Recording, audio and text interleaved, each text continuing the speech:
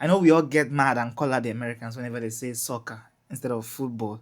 But how did this all start? I mean, how did they manage to misrepresent the beautiful game while calling another game that has nothing to do with foot ball football?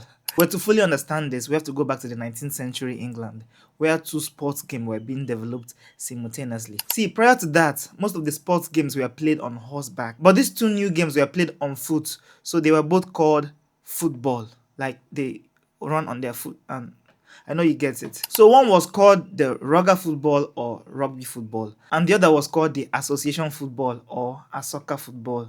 Yep, shortened to soccer football. Around that time, the Americans had their own game that was developing that had both the features of the soccer football and the rugby football, and they called it the Green Green football.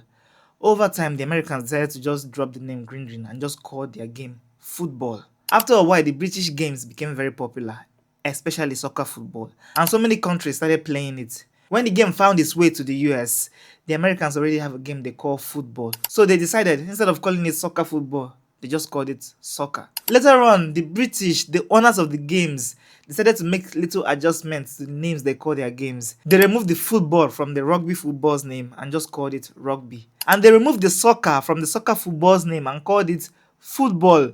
So this happened, and 200 years later, we are arguing and calling out the Americans for something that is not even their fault. It's crazy.